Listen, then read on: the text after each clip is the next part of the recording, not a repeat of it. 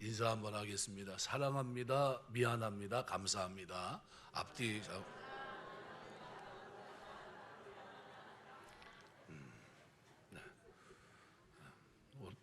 올해는 어떤 단어를 가장 많이 쓰셨습니까? 미안합니다를 가장 많이 쓰면은 진짜 잘못 살아온 거고요.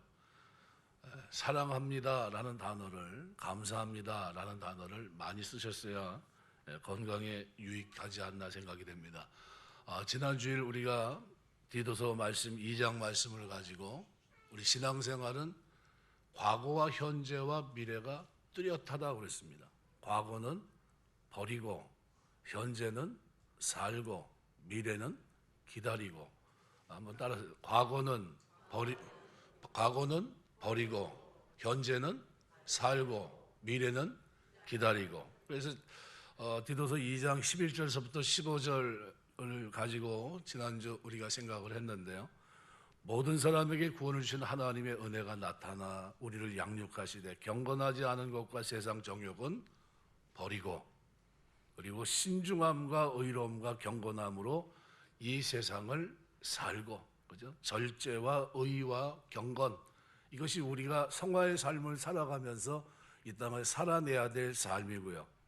그리고 복스러운 소망, 우리의 크신 하나님 구주 예수 그리스도의 영광이 나타나심을 기다리게 했다. 그래서 복스러운 소망의 정관사가 하나뿐이 없는 건 뭐죠? 하나로 보라는 거죠. 그러니까 뭘 강조한 겁니까?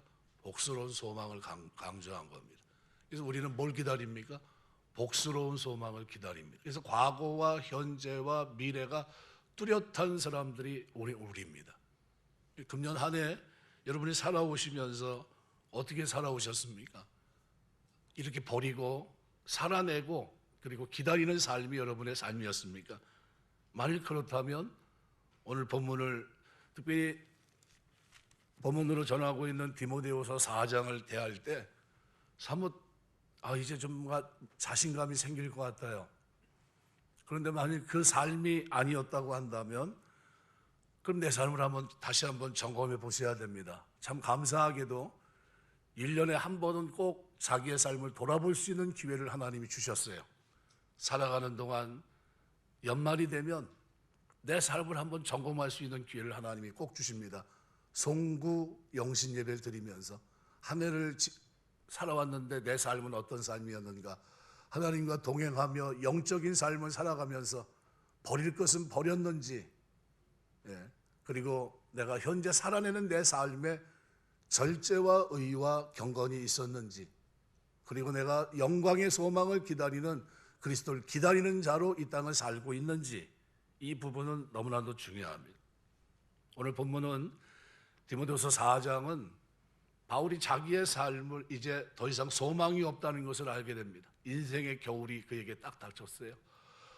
마침 오늘 겨울 같은 날이 우리에게 왔습니다. 얼마나 쌀쌀한지 모르겠어요.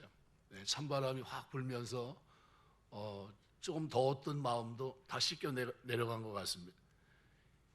우리 신앙생활 하면서 사도 바울처럼 이렇게 멋있는 삶을 살아갈 수 있는 사람이 과연 몇 명이나 있을까? 특별히 7절, 8절을 보시면 이렇게 표현합니다. 나는 선한 싸움을 싸우고 나의 달려갈 길을 마치고 믿음을 지켰으니 이제후로는 나를 위해 의의 면류관이 예비되었으므로 주곧 의로우신 재판장이 그날에 내게 주실 것이며 내게만 아니라 주의 나타나심을 사모하는 모든 자에게도니라. 바울의 삶을 디도서에 비춰보면 그는 버리고 살고 기다리는 삶을 살아갔던 겁니다. 지난날에는 죄인 중에 괴수였지만 현재 삶은 복음을 증거하는 일을 마치는 데까지 그는 최선을 다해서 선한 싸움을 싸웠고 달려갈 길을 마쳤고 믿음을 지켰다고 표현합니다. 그리고 그의 소망은 헛된 소망이 아니었습니다. 그래서 자기는 이제후로는 나를 위해 의의 면류관이 예비되어 있는 영광의 소망을 기다리는 사도 바울의 모습이 그 속에 담겨 있습니다. 자기에게는 아무런 문제가 없어요. 그리고 그렇게 살아간 사람들에게 하나님은 이 상을 주실 거라고 분명히 얘기합니다. 그러면서 오늘 본문에서는 자기의 삶을 돌아보면서 이제 마지막 사사로운 부탁을 하고 있습니다. 누구에게 부탁하고 있냐 하면 오늘 디모데에게 이제 마지막 시간을 보내는데 하나님 앞에 자신의 삶을 점검한 후에는 이제 대인관계도 점검해 보고요. 그리고 하나님 앞에서 내 삶을 정리하는 모습을 세 가지로 정리하는 모습을 보여줍니다. 인생의 겨울을 맞이했던 이제는 더 이상 그에게 봄이란 계절은 돌아오지 않을 겁니다.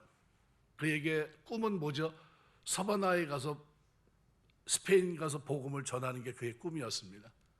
로마 사람들의 도움을 받아 그리고 스페인에 가서 복음을 전하는 것이 그의 유일한 꿈이었는데 그 소망은 이루어지지 않았습니다. 하지만 그런 이 마지막 이 일을 그가 접하면서 그 마지막 순간에 너무나도 아름다운 장면들을 오늘 본문에 기록해 놓고 있습니다. 이것은 오고 오는 시대 믿음의 사람들이 자신의 삶을 한번 점검하는데 굉장한 도움을 주는 그런 말씀이라고 생각이 됩니다. 그래서 바울은 현재 로마 감옥에 갇혔습니다. 자신의 순교를 예감하고 있고 이제 죽음을 눈앞에 두고 있습니다. 인생의 혹독한 겨울입니다. 계절적으로도 겨울이었지만 그의 인생의 영혼에도 겨울과 같아요. 이제 그에게 봄은 없는 것 같습니다.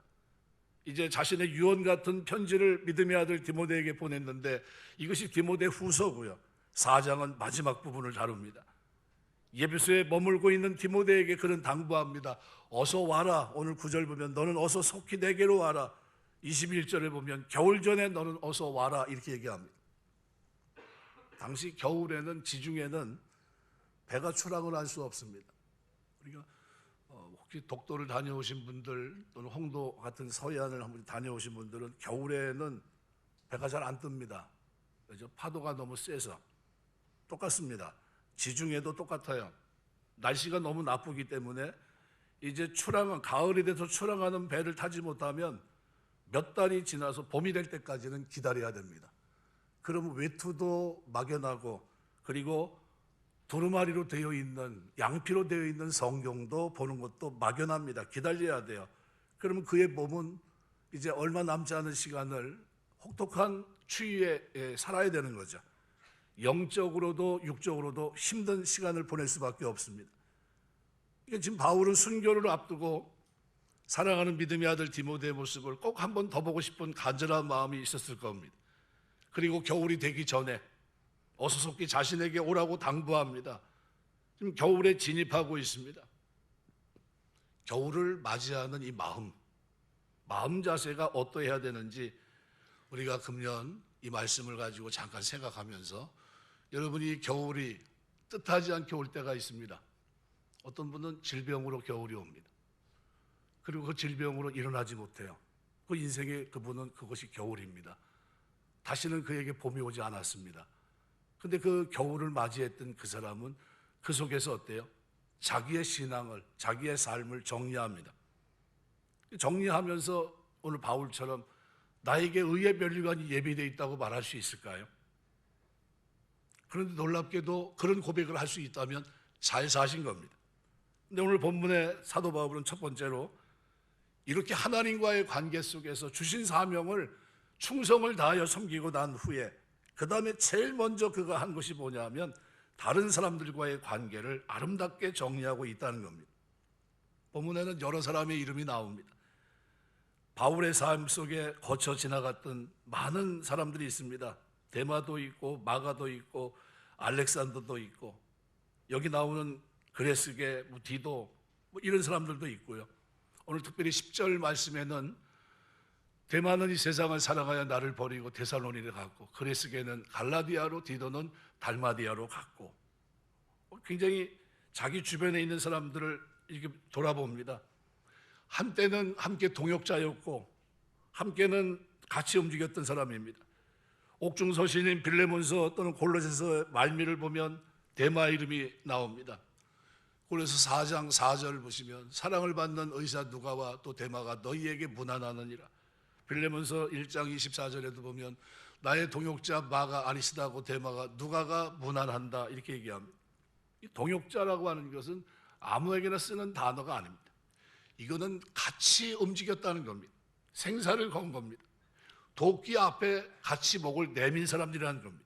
근데 바울은 이 데마를 가리켜서 나의 동역자라고 부르고 있습니다.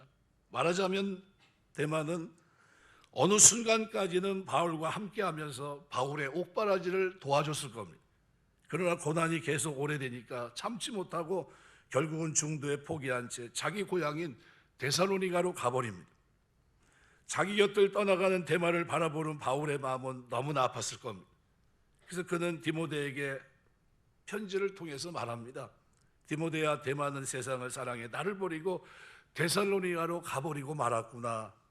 이 말씀의 의도는 뭐죠? 대마가 나쁜 놈이라고 표현한 것이 아닙니다. 그가 나를 배신했다고 그를 욕하고 있지도 않습니다. 디모데에게 너는 그런 놈이랑 두 번 다시 상종하지 말아라, 그런 의미의 얘기가 아닙니다. 지금 바울의 마음속에는 대마를 향한 연민의 정이 있어요. 그가 처음에는 어떻게 해요? 나의 동역자였는데, 중간까지도 신실한 형제였는데, 그런데 그가 그렇게 됐다는 이 아쉬운 마음, 영혼을 불쌍히 여기는 그 마음이 오늘 사도 바울에게 있었던 겁니다. 내가 이제 살면 이제 얼마나 더 산다고, 대마가 조금만 더 참았으면 좋았을 텐데 대마가 참지 못하고 나를 떠났구나. 대마의 영혼을 불쌍히 여기는 연민의 정으로 아마 이 말씀을 기록하고 있을 겁니다.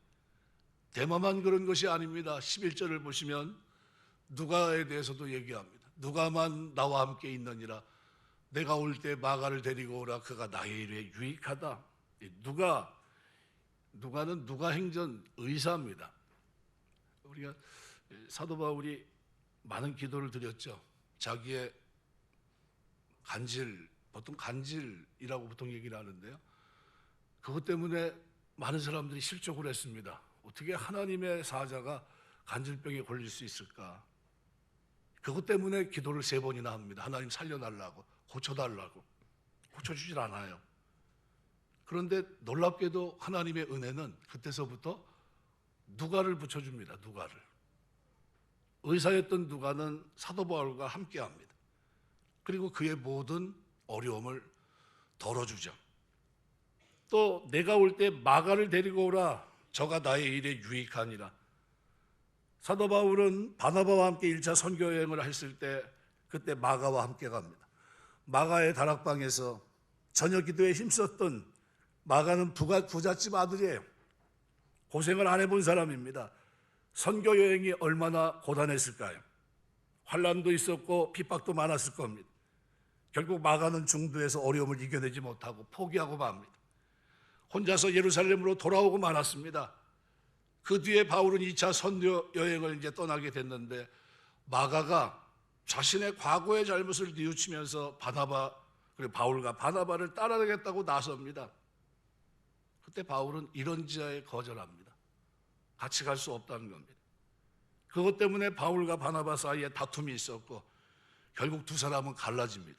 그래서 바울은 신라를 데리고 따로 선교 여행을 떠나게 되고 바나바는 마가를 데리고 선교 여행을 떠났습니다. 오랜 세월이 흐른 지금 사도 바울은 순교를 앞두고 인생의 겨울을 맞이했습니다. 이제 그가 하나님 앞에 서야 할 텐데 그때 옛날의 일들이 주마등처럼 떠오릅니다. 마가의 아팠던 마음을 생각하면서 그를 불러 그의 마음을 위로해주고 그의 마음을 감싸 안고 싶었던 겁니다. 그때 나 때문에 힘들었지, 마음 아팠지, 너무 섭섭하진 않았니? 내가 너를 너무 무시한 거지. 그때 내가 너에게 좀 심했어. 참 미안하다.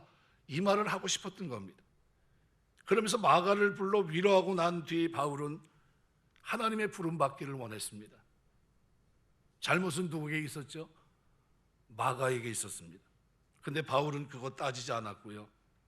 마가의 아팠던 마음을 위로해주고 그리고 하나님의 품에 안기고 싶은 그런 마음이 사도 바울의 마음이었습니다. 이처럼 바울은 다른 사람과의 관계를 아름답게 정리하고 있더라는 겁니다. 14절 이하에는 자신의 복음 사역을 절대적으로 반대했던, 대적했던 사람이 있습니다. 알렉산더. 이 사람은 바울을 괴롭혔던 사람입니다. 바울의 사역을 이렇게 저렇게 방해했던 사람이고요. 바울은 알렉산더를 그렇지만 저주하지 않습니다. 사사로이 그를 고발하려고 하지 않아요. 그래서 14절 말씀에 보면 구리세공업자 알렉산더가 내게 해를 많이 입혔으며 주께서 그 행한 대로 그에게 갚으시리니. 그죠? 하나님께 맡깁니다. 원수 갚는 것이 내게 있다고 하신 주님 말씀대로 하나님께 맡깁니다. 15절 보니까 바울은 디모데에게 그렇게 말합니다. 주님의 몸된 교회를 위해서 그를 주의해라. 그래서 15절 보면 너도 그를 주의하라. 그가 우리 말을 심히 대적하였느니라. 우리 말은 뭐죠? 복음입니다. 바울이 전한 복음을 심히 대적했다는 거예요. 그런데도 어떻게 해요? 조심해라. 그 정도로 지나갑니다.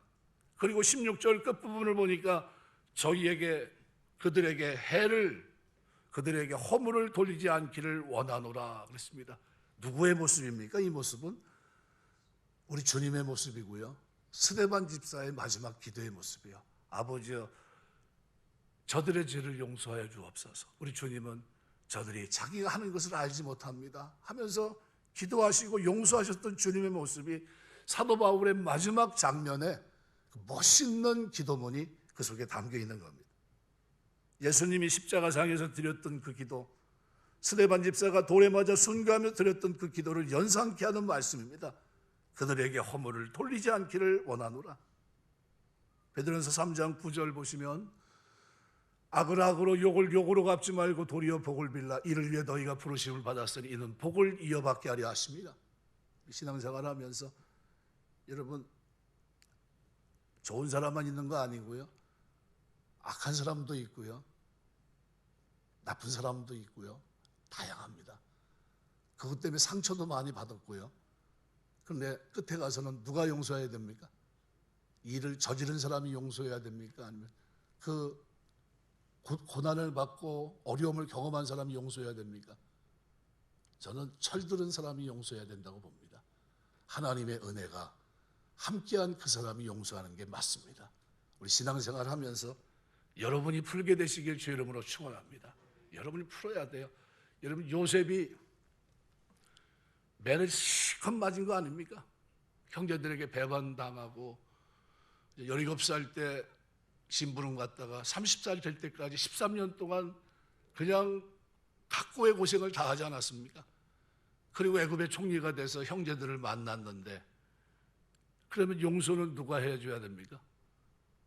누가 잘못했다고 빌어야 되고요. 그런데 그렇게 어려움을 겪었던 요셉이 그들의 죄를 거론하지는 않아요. 아버지 살아계실 때 이미 용서했고요. 아버지가 소천하게 되니까 어떻게 해요? 형제들이 와서 무릎 꿇고 살려달라고 그럽니다. 그때 우습니다. 너와 우리는 형제가 아니냐는 거예요. 그러면서 이미 나는 너희를 용서했는데 너희가 왜 이러고 있느냐 하면서 그들을 품에 안습니다. 이게 예수 믿는 사람인 줄 믿습니다. 이게 우리가 예수 믿고 하나님 백성으로 사는 동안 허물을 돌리지 않게 되시길 주의 이름으로 축원합니다. 이게 주님이 우리를 향해서 던지는 메시지예요. 사도 바울은 인생의 겨울을 맞이하면서 너그러운 마음으로 알렉산더의 허물을 이해해주고 덮어주려고 애쓰고 있습니다. 지금 우리가 인생길을 걸어오면서 때로는 대마와 같이 나의 마음을 섭섭하게 하는 사람을 만날 수도 있고요, 때로는 마가처럼 화목하지 못하고 우리가 사과해야 될 사람도 있을 것이고요, 때로는 알렉산더처럼 우리에게 많은 해를 입힌 사람도 없지 않아 있을 겁니다. 그들에게 여러분은 어떤 마음의 자세를 갖고 있나요? 용서할 마음이 있나요? 화해할 마음은 있나요? 인생의 겨울을 맞이하면서 이 겨울이 나에게 오기 전에 오늘 바울처럼 너그러운 마음, 사랑의 온정을 가지고 관계를 아름답게 만드시길 주의 이름으로 축원합니다. 하나님의 도움을 구하셔야 돼요. 하나님, 내가 용서할 수 있는 마음 주시옵소서. 내가 사과를 받으려고 기다리는 것이 아니라 내가 먼저 사과할 수 있도록 도와주시고, 내가 화해를 기대하는 것이 아니라 내가 먼저 가서 화해할 수 있도록 모든 사람으로 더불어 화평함과 거룩함을 쫓으라. 이것이 없이는 아무도 주를 보지 못하리라 한 그대로 내가 먼저 그 길을 걸어가야 됩니다. 사과할 수 있는 신앙의 담력이 오늘 저와 여러분에게 있게 되시길 주의 이름으로 축원합니다. 한 해를 지나면서 언젠가 우리가 우리 인생의 이력이 끝나는 그날, 내가 이제 얼마 남지 않았구나, 그때 내 인생을 정리하려고 할 때 제일 먼저 여러분 머릿속에서 떠오르는 생각들 누가 주신 건가요? 성령이 내 안에 내주하시고 떠나지 않는 성령이 말씀이 기억나게 하시고 내 삶이 주마등처럼 드러난다면 그때 제일 먼저 정리해야 될 것이 인간관계입니다. 잘못 살은 거, 화해하지 못하고 용서하지 못하고 이해하지 못하고 다퉜던 모든 것들, 이건 먼저 하나님 앞에 회개하고요. 그리고 바른 관계 맺게 되시길 주의 이름으로 축원합니다. 두 번째로 사도 바울은 인생의 겨울을 준비하면서 13절 말씀해 보니까 이렇게 표현합니다. 내가 올 때 내가 들어와 가보의 집에 둔 겉옷을 가지고 오고 또 책은 특별히 가죽 종이에 쓴 것을 가져오라, 이렇게 얘기해요. 아주 개인적인 부탁입니다. 디모데에게. 디모데니까 할 수 있는 부탁이 아니겠나 생각이 됩니다.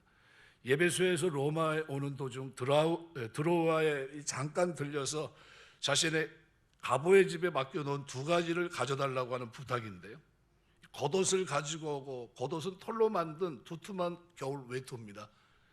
여러분, 감옥에 있으면서 그 서늘한 겨울 접어드는 그때 이것은 얼마나 귀했겠습니까? 두터운 털옷, 아마 꽤나 무거웠을 겁니다. 더울 때는 짐이 됐지만 추울 때는 그것이야말로 요긴한 겁니다. 계절적으로 겨울입니다. 날씨가 추워지게 됩니다. 더군다나 감옥에 갇혀 있습니다. 나이도 많았습니다. 나이가 들면 추위를 더 많이 느끼기 마련입니다. 바울은 육신의 겨울을 맞이하면서 자신에게 겉옷이 필요했던 겁니다. 그리고 그것을 구합니다. 그리고 또 하나를 구합니다. 이제 인생을 정리하고 겨울을 맞이하면서 이제 내 경건한 삶도 거룩한 삶도 의로운 삶도 내가 절제와 의와 경건을 가지고 살아갔던 현재의 삶도 소망 가운데 이제 어떻게 닷을 내려야 돼요. 이제 끝을 내야 될 때가 됐습니다. 그때 그 시간을 뭐로 보낼까? 어르신들이 소일거리 하듯이 이제 뭐 노인정에 이렇게 모이셔가지고 치매 안 걸리시려고 고스톱 치시고 그러신다고 그러더라고요. 절대 주 안에서 하지 않게 되시길 주님의 이름으로 부탁을 드립니다. 아니, 하나님 말씀 읽고 기도하면 되지 뭐 거기도 가서 고스톱 치고서 그러고 계세요. 치매 걸리면 좀 어때요? 예수 믿다 치매 걸리면 지옥 갑니까? 치매 걸려도 천국 갈 줄 믿습니다. 야, 이 소리가 연세도 하여간 70 이상 되시는 분만 대답하셔야 돼요. 네. 치매 걸려도 천국 갈 줄 믿습니다. 아니, 목소리가 왜 갑자기 확 죽지? 절대 그렇지 않습니다. 하나님 경외하면요, 경건한 사람은 하나님이 다 기억하십니다. 인생의 겨울에 사도 바울이 필요했던 게 뭐냐면요, 성경이었습니다. 성경. 양가죽, 양피로 기록되어 있는데요, 두루마리로 보관했겠죠. 부피가 얼마나 컸겠습니까? 무거웠을 겁니다. 그걸 들고 선교여행한다는 건 힘들었을 겁니다. 그래서 믿을 만한 가부의 집에 양피로 된 성경을 맡겨놨던 겁니다. 이제 바울은 인생의 겨울을 맞이하면서 이제 내가 이곳에서 마지막으로 해야 될 것이 뭘까? 하나님 말씀을 상고하는 거였어요. 여러분, 이것이 얼마나 중요한지 모릅니다.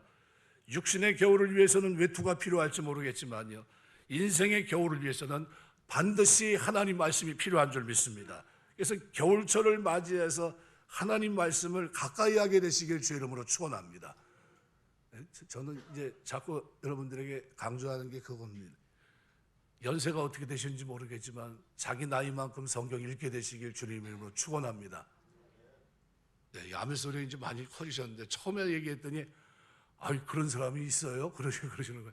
저 이제 신학 다닐 때 가르치셨던 교수님 한 분은 3,000분을 받는지 4,000번을 받는지 모른다고 그러시더라고요. 뭐 어마어마하게 보셨어요, 성경책. 예. 우리한테 매일 출석 부르기 전에 성경 몇 장을 얘기해야 돼요. 출석을 해도 성경을 읽지 않으면 출석이 반이 깎입니다. 그래서 2번 성경 읽기가 안 되면 출석이 결석이 됩니다. 그렇게까지 하면서 성경을 강조했어요. 이게 얼마나 중요한지 모릅니다. 이사야 41장 10절 말씀을 여러분이 꼭 기억하시면 좋을 것 같아요. 한자 한자 쭉 읽으면 저 몇 자인지 아십니까? 70자입니다. 70자. 어떤 분이 집사님이 간경화로 의사소견은 5년 넘기 힘들다. 인생의 봄입니까? 겨울입니까? 겨울이 찾아왔어요. 이 충격의 말을 듣고 그날 밤 깊은 고독과 절망 속에 잠을 이룰 수가 없었는데요. 근데 이분이 이 말씀을 붙들었는데요. 젊었을 때 30대는 하루에 자기 전에 5장을 봤는데 50대는 7장을 봤다고 그럽니다. 60 넘어서부터는 10장을 봤다고 그래요. 그리고 그때 이 아픔이 시작됐을 때 그때서부터 꼭 걸어다니면서 생각 속에 이사야 41장 10절 한번 띄워주시죠. 같이 한번 이사야 41장 10절 읽겠습니다. 두려워하지 말라 내가 너와 함께함이라. 놀라지 말라 나는 내 하나님이 됨이라. 내가 너를 굳세게 하리라. 참으로 너를 도와주리라. 참으로 나의 의로운 오른손으로 너를 붙들리라. 하나님이 도와주실 줄 믿습니다. 어떻게 되냐면요, 결과가 중요합니다. 5년 넘기기 어렵다고 했던 사람이 6년 넘었고요. 매년 2차례 똑같은 방법으로 검사를 받았는데 의사가 하는 말이 간의 균에 절대 보이지 않는 이런 결과를 통보받습니다. 그러면서 하는 말이 자기 의사생활 30년인데 이런 기적은 2번째라고 하면서 놀라웠다고 합니다. 하나님 말씀 붙들게 되시길 주의 이름으로 축원합니다. 우리 하여간 70 넘으신 분들은 성경을 더 봐야 됩니까? 덜 봐야 됩니까? 이게 뭐 처음부터 다시 해야 되나 본데. 더 봐야 돼요? 덜 봐야 돼요? 눈이 침침한데 돋보기 쓰는데 더 봐야 돼요? 덜 봐야 돼요? 못 보면 듣기라도 하셔야 됩니다. 저는 어렸을 때 저희 외할머니가 돋보기 가지고 성경 보시더라고요. 학교 갔다 오면 어머니 이제 어디 가시고 이제 외할머니가 이제 오셨는데 광에서 성경책 보고 계세요. 성경책 피고. 그런데 방석 깔고 신문지 깔고 방석 깔고 맨날 성경 이렇게 된 거 이제 세로로 이렇게 쭉 돼 있는 거 있지 않습니까? 그걸 읽는데 돋보기를 가지고 이렇게 보면 얼마나 크게 보이는지 모릅니다. 저는 그거 뺏어 가지고 할머니 밥 줘요 그리고 그거 뺏어 가지고 돋보기 가지고 이게 신발 태우고 뭐 이런 거 했습니다. 네. 그랬는데 할머니가 그걸 가지고 뭐 하시냐면은 성경을 이렇게 보는 거예요. 이렇게 움직이면서 성경을 뭐 몇 장이나 보시겠습니까? 근데 안 보이면 그거 하고 계세요. 안 보이면. 그리고 성경 안 보면 눈 감고 기도하고 계시고. 세월이 지나가면서 지금도 잊혀지지가 않아요. 그때 할머니가 하나님 앞에 제대로 사신 거구나. 오늘 사도 바울이 마지막 가면서 자기 인생을 점검하면서 하나님 앞에 내가 나에게 의의 멸류관이 예비되어 있지 남은 시간이 얼마 안 남았구나. 이제 내 영혼이 이제 내 삶에 겨울이 찾아왔는데 육신을 위해서는 내가 토롯이 필요하지만 내 영을 위해서는 내가 하나님 말씀을 읽어야지. 이 말씀을 상고할 거야. 그리고 어떻게 디모데에게 부탁을 합니다. 뭐 가져와라. 어떻게 하려고요? 그 말씀을 상고하려고. 그리고 그 시간을 보냈던 겁니다. 여러분, 이 집사님이 간경화에서 의사소견 5년 넘기기 어렵습니다 했는데 6년 넘기고도 완치됐다는 소식을 들었어요. 입에 뭘 달고 살았냐면요, 이사야 41장 10절 두려워 말라 내가 너와 함께함이라. 놀라지 말라 나는 내 하나님이 됨이라. 내가 너를 굳세게 하리라. 참으로 너를 도와주리라. 참으로 나의 의로운 오른손으로 너를 붙들리라. 내년 한 해 사실 때 하나님께서 은혜 주셔서 말씀 붙잡고 사는 여러분에게 기적을 주시길 주의 이름으로 축원합니다. 말씀 붙잡으셔야 돼요. 말씀 암송하시고요. 날마다 이 말씀을 통해 힘을 얻게 되시길 주의 이름으로 축원합니다. 내 영혼을 향해 야단쳐야 돼요. 내 영혼아 내가 왜 내 속에 불안해하느냐 그러면서 야단쳐야 돼. 너는 하나님을 바라라 하면서 야단쳐야 돼. 야단쳐야 돼. 우리는 떡으로만 사는 존재가 아니라 하나님의 입으로 나오는 말씀으로 살아나는 거듭난 존재입니다. 이번 겨울을 맞이하면서 인생의 겨울을 맞이하면서 특별히 가죽 종이에 쓴 책 성경을 가까이 하게 되시길 주의 이름으로 축원합니다. 자기 나이만큼은 읽어야 돼요? 안 읽어야 돼요? 읽어야 된다고 생각하시는 분 손 들어보세요. 예, 그렇게 하시길 주의 이름으로 축원합니다. 예, 읽으셔야 돼요. 학생이 학교 가가지고 교과서 덮어놓고 공부 잘하는 길이 있습니까? 없습니까? 불가능합니다. 불가능해요. 왜냐하면 최건동 목사님이 성령 충만해서 졸업을 해야 되는데 졸업을 못 하셨어요. 왜냐하면 밤새 철야 기도하고 가가지고 시험을 봤는데 검은 거는 글자고 종이는 분명히 있는데 문제는 분명히 보이는데 답이 보이질 않는 거예요. 뭐라고 그랬냐면 성령님도 문제 앞에서는 꼼짝 못 하신다고. 근데 그건 좋았는데 졸업은 해야 되긴 할 것 같아야 되는데 1년을 이제 유급이 된 겁니다. 방법이 없잖아요. 유급해야 되니까. 그래서 총장실에 찾아갑니다. 최건도 목사님이 찾아와서 총장님이 들렸죠. 누굽니까? 네, 학생입니다. 들어오십시오. 그러면 이제 앉아가지고 뭐 했냐면 가서 기도를 합니다. 하나님 어떻게 됐든 제가 입학을 해서 이제 하나님의 은혜 속에서 졸업할 수 있게 되시니 감사합니다 하면서 감사기도 드렸어요. 그런데 이제 같이 총장님이 뭐라고 그러냐면 아멘 하신 거예요. 아멘. 그래서 그거 물고 늘어져가지고 졸업하셨습니다. 시험은 안 됐는데 하나님 앞에 기도한 거 붙잡고 승리하셨어요. 우리가 하나님 말씀 가까이 하시길 주의 이름으로 축원합니다. 세월이 흐르면 흐를수록 우리가 가장 여러분이 시간을 들여 공을 들여서 해야 될 것이 뭐냐면 하나님 말씀이에요. 베드로전서 2장 23절부터 25절을 보시면 욕을 당하시되 맞대어 욕하지 아니하시고 고난을 당하시되 위협하지 아니하시고 오직 공의로 심판하시는 이에게 부탁하시며 친히 나무에 달려 그 몸으로 우리 죄를 담당하셨으니 이는 우리로 죄에 대해 죽고 의에 대해 살게 하려 하십니다. 그가 채찍에 맞음으로 너희는 나음을 얻었으니 너희가 전에는 양과 같이 길을 잃었더니 이제는 너희 영혼의 목자 감독 되신 이에게 돌아왔느니라. 이제 돌아왔으면 이제 어떻게 해야 돼요? 목자장 이 말씀하는 말씀을 가까이 해야죠. 여러분이 살아주나 하나님 말씀 가까이 하시길 주의 이름으로 축원합니다. 세 번째로 사도 바울은 자기 인생을 돌아보면서 변함없이 감사하고 있어요. 하나님의 변함없는 사랑을 생각하면서 하나님께 깊은 감사를 드립니다. 내일 여러분이 하나님께 가신다면 오늘 뭘 하겠습니까? 지금까지 지나온 것 여기에 대해 생각하면서 우리도 하나님께 감사를 드릴 수밖에 없습니다. 오늘 17절에 보니까 이렇게 표현합니다. 주께서 내 곁에 서서 나에게 힘을 주심은 나로 말미암아 선포된 말씀이 온전히 전파되어 모든 이방인이 듣게 하려 하심이니 내가 사자의 입에서 건짐을 받았느니라. 이거 뭐죠? 하나님의 도움이에요. 하나님 지금까지 바울의 곁에 늘 함께 해주셨습니다. 바울에게 힘을 주셨고 그를 강건하게 해주셨고 복음 전파의 사명을 완수할 수 있도록 붙들어 주셨고요. 때로는 어려운 일이 있었지만 하나님은 늘 바울을 살펴주셨고요. 무서운 사자 입에서도 바울을 지켜주시고 구원해 주셨던 겁니다. 그런 하나님을 생각하면서 사도 바울은 하나님 은혜에 감사할 수밖에 없었어요.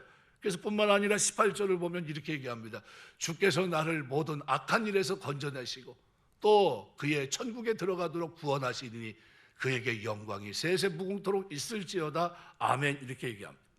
주께서 나를 모든 악한 일에서 건져내시고 또 그의 천국에 들어가도록 구원하시니 뭐죠? 지금도 감사한데 앞으로도 하나님이 행하실 일을 보니까 너무 감사한 거예요. 하나님을 향해서 바울의 마음이 어떻게 열려 있습니까? 하나님 감사합니다. 마치 누구와 같습니까? 다니엘 같아요. 감사함으로 기도했던 다니엘, 하루에 3번씩 감사하며 기도하며 나갔던 이 다니엘 같은 모습이 오늘 사도 바울의 모습 속에 그대로 담겨 있어요. 주께서 나를 모든 악한 일에서 건져내시고 또 천국에 들어가도록 구원하시니. 잠언 14장 32절 보면 악인은 그 환난에 엎드러져도 의인은 그의 죽음에 소망이 있느니라 그랬습니다. 에베네스의 하나님은 지금까지 바울에게 도움이 되셨고요. 임마누엘 하나님은 바울과 함께 하시며 그를 지켜주셨고 여호와일의 하나님은 영원히 천국을 예비하시고 바울의 걸음걸음을 그곳으로 인도해주고 계시고요. 여호와 니시 하나님은 바울로 하여금 최종적으로 궁극적인 영원한 영화에 이를 수 있도록 승리를 얻게 하십니다. 이것을 바울이 확신하며 감사하고 있는 거예요. 생각해 보면 은혜였고 말할 수 없는 감격이 그를 사로잡고 있는 겁니다. 지하에 있는데 그것도 감옥인데 이제 언제 죽을 줄 모르는데, 그런데 그 마음속에는 뭐가 있죠? 하나님을 향해서 지금도 하나님께 감사하지만 앞으로도 하나님이 행하실 일들이 믿어지니까 감사가 터져나와요. 그래서 18절 끝부분에 보면 그에게 영광이 세세무궁토록 있을지어다 아멘이라고 고백하고 있습니다. 여러분, 지금까지 신앙생활을 하면서 여러분의 인생의 여정을 딱 놓고 감사할 수 있겠습니까? 감사할 수 있게 되시길 주의 이름으로 축원합니다. 자, 12시가 딱 됐습니다. 앞뒤 좌우 인사하시겠습니다. 새해 복 많이 받으세요. 네, 감사합니다. 자, 인사하시겠습니다. 금년에는 좋은 일이 많을 겁니다. 인사하시겠습니다. 금년에는 좋은 일이 많을 겁니다. 할렐루야. 예. 절대 얘기 안 하는 분이 계신데 왜 그러시는 건지 잘 모르겠어요. 다시 한번, 금년에는 좋은 일이 많을 겁니다. 예. 그대로 될 줄 믿습니다. 예. 그대로 될 줄 믿습니다. 예. 중세 니콜라스라고 하는 순교자가 있었는데요, 내일이 화형에 처합니다. 오늘이 마지막 날 밤입니다. 근데 동생이 그를 위해 위로하기 위해 감옥에 찾아왔어요. 형님, 오늘이 마지막 날인데 제가 무슨 말로 형님을 위로해 드릴지 모르겠습니다. 얘야, 뭐 별 걱정 다 하는구나. 나는 오늘이 평소와 같이 두 다리를 쭉 뻗고 편히 살 거다. 한숨 푹 자고 일어나면 내일은 영원하신 주님 품 안에 안기게 되겠지. 그러니 너는 걱정 말고 집으로 돌아가렴. 이렇게 얘기했습니다. 이 누구 모습입니까? 오늘 바울의 모습이에요. 바울이 죽음을 앞두고 있는데요, 그런 거 전혀 걱정하지 않고요, 하나님 앞에 현재의 삶과 미래의 삶이 충만합니다. 성령 충만해요. 어떤 모습이죠? 절제와 의와 경건의 모습이 충만합니다. 말씀을 붙들고 있는 모습이고요, 미래 하나님이 행하실 일에 대한 선행적으로 감사하고 있어요. 지금도 하나님 감사한데 앞으로도 이루실 그 일을 내가 생각해 보니까 너무 감사합니다. 이 마음이 누구 마음이에요? 사도 바울의 마음이에요. 말씀을 맺겠습니다. 아마 뿌리라고 하는 영화, 또 책으로도 나왔죠. 알렉스 헤일리, 흑인들의 애완을 그린 이 아주 유명한 작품인데, 이때 아주 저도 심취했습니다. 이야, 저걸 어떻게 했을까 싶을 정도로 많은 사람들이 관심을 가졌죠. 근데 이분이 자신의 사무실에 거북이가 높은 담장을 올라가는 그림을 걸어놨다고 합니다. 궁금한 거예요. 사람들이 이 사람을 찾아와서, 아니 왜 그런 그림을 걸어놨습니까? 물어볼 때마다 이분이 대답을 해주는데 이렇게 대답을 했다고 그래요. 내가 쓴 작품을 볼 때마다 어디서 이렇게 훌륭하게 만들었나 생각하면서 내 자신이 스스로 자화자찬했다는 거예요. 교만한 마음이 일어난다는 겁니다.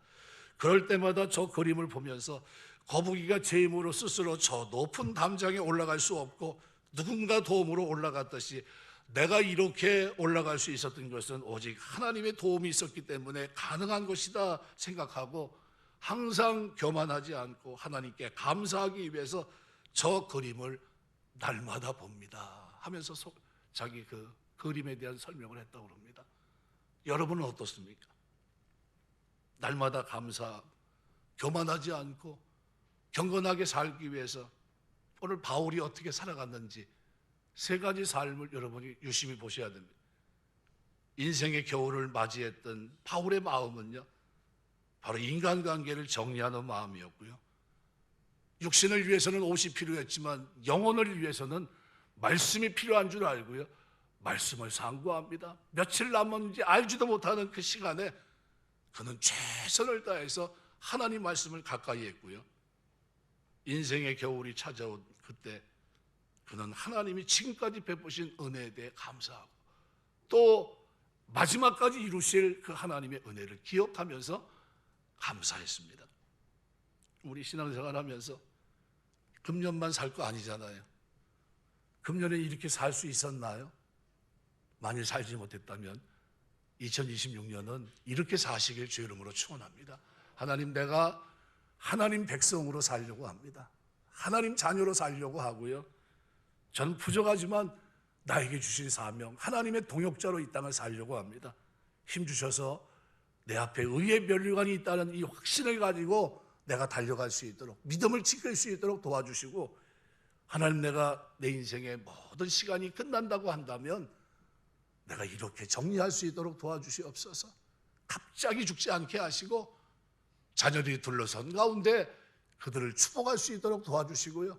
그리고 내 삶을 돌아보면서 하나님, 내가 인간관계도 아름답게 정리하게 하시고 성경을 통해 하나님과의 관계도 더 확실하게 만들게 하시고, 그래서 내가 하나님을 향해서 내 삶을 돌아보면서 은혜였고 감사였다고 하는 것을, 그리고 앞으로도 하나님이 베푸실 그 감사의 그 은혜에 대해서 감사하며 살 수 있도록 하나님, 나를 붙들어 주옵소서. 한번 기도문을 한번 보여주시죠.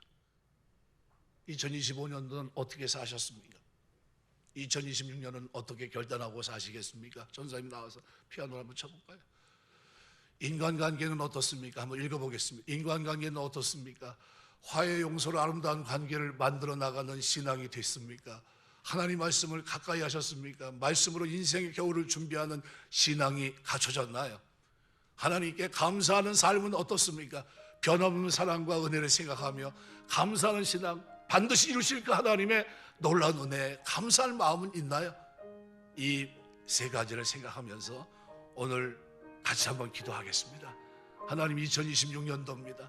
이제 결단하고 살려고 합니다. 바울이 인생을 아름답게 마무리한 것처럼 저도 하나님, 내 인생을 살아가면서 아름다운 인생을 마무리할 수 있도록 복음 안에서 하나님의 기대에 부응하고 하나님 영광에 쓰임받게 하시고, 하나님 인간관계도 하나님 보시기에 아름답게 하시고, 하나님 말씀을 가까이 하며 그 말씀이 나에게 힘이 되고 능력이 되고 위로가 되고 도움이 되게 하시고, 하나님 앞에 감사하는 이 마음이, 내 중심이 변하지 않고 앞으로 이루실 하나님, 능력으로 이루실 하나님에 대해서 감사할 수 있도록 주님 도와주옵소서. 같이 기도하겠습니다.